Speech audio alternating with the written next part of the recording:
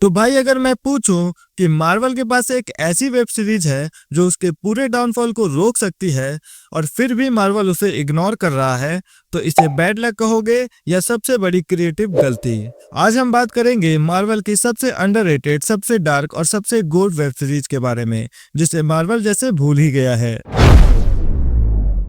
Moon night. हाँ भाई, वही मून नाइट जो ना टाइपिकल सुपर हीरो है, ना सीधा सीधा एक्शन शो। ये वो वेब सीरीज थी जिसे मार्वल ने पहली बार सिर्फ सीजीआई और जोक्स पर नहीं, बल्कि कैरेक्टर, साइकोलॉजी और डार्कनेस पर फोकस किया। और भाई ऑस्कर इसाक ने जो एक्टिंग की है ना, वो मार्वल की बेस्ट परफॉर्मेंस में से एक है। मून नाइट कोई नॉर्मल मार्वल प्रोजेक्ट नहीं था। ये सीरीज सुपर हीरो कम और इंसान ज्यादा थी। स्टीव ग्रेंट एक ऐसा बंदा जो खुद से भाग रहा है, और मार्क स्पेक्टर जो दुनिया से लड़ते लड़ते खुद से हार चुका है, और इन दोनों के बीच खोसू जो भगवान कम और पनिशमेंट ज्यादा लगता है। मून नाइट ने ये नहीं दिखाया कि हीरो कैसे पंच मारता है, मून नाइट ने ये दिखाया कि हीरो टूट कर भी कैसे खड़ा होता है। और ऑस्कर इसाक ने जो काम किया है ना, वो सिर्फ एक्टिंग नहीं थी, वो परफॉर्मेंस थेरेपी थी। मतलब एक ही बॉडी, दो जिंदगानियां और दिमाग के अंदर चलती एक जंग। कभी कभी लगता है ये बंदा पागल है, कभी लगता है ये बंदा सबसे ज्यादा नॉर्मल है। मून नाइट की सबसे बड़ी स्ट्रेंथ उसका एक्शन नहीं था, उसका सूट भी नहीं था, और उसका विलन भी नहीं था। उसकी सबसे बड़ी स्ट्रेंथ थी उसकी स्टोरी टेलिंग। मार्वल वैसे नॉर्मली चीजों को सिंप्लीफाई कर देता है, लेकिन मून नाइट ने ऑडियंस को बोला, समझना है तो मेहनत करो।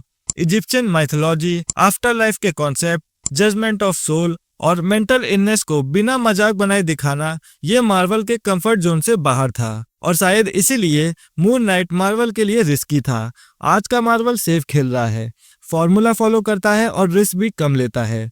मूवीज आ रही हैं लेकिन कनेक्ट नहीं कर पा रही, जिसकी वजह से ऑडियंस भी बोल रही है कि मार्वल पहले जैसा नहीं रहा। और यहीं पर मून नाइट सबसे ज्यादा याद आता है, क्योंकि मून नाइट याद दिलाता है कि मार्वल कभी सिर्फ फ्रेंचाइजी नहीं था, वो इमोशन प्लस एक्सपेरिमेंटेशन था। मार्वल ने पहली बार दिखाया कि सुपर हीरो होने का मतलब सिर्फ स्ट्रांग होना नहीं होता, कभी कभी टूटना भी होता है। कभी कभी सिर्फ एक ब्रोकन कैरेक्टर भी पूरे फ्रेंचाइजी को बचा सकता है। हाँ, डेडपुल और वोल्वरिन ने मार्वल को एक स्ट्रांग झटका दिया, जिसमें हंसी भी आई, सीटियां भी बजी और नॉस्टैल्जिया भी वापस आया।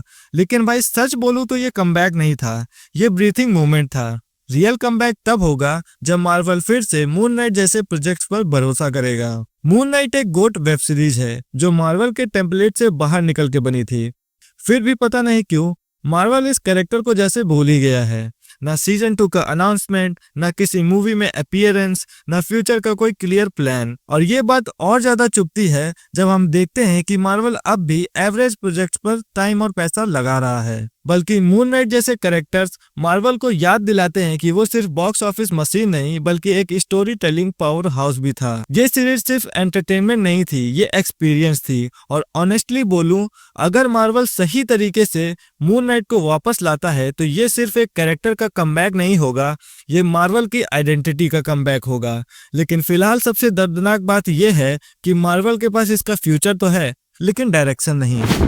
तो भैया कुल मिलाकर अगर सच में मार्वल अपनी लॉस्ट आइडेंटिटी वापस चाहता है ना, तो उसे मून नाइट को सिर्फ याद नहीं करना चाहिए, उसे रिस्पेक्ट के साथ वापस लाना चाहिए। क्योंकि कुछ हीरोज बॉक्स ऑफिस के लिए नहीं बनते, वो लेगेसी के लिए बनते हैं, और मून नाइट एक लेगेसी कैरेक्टर है।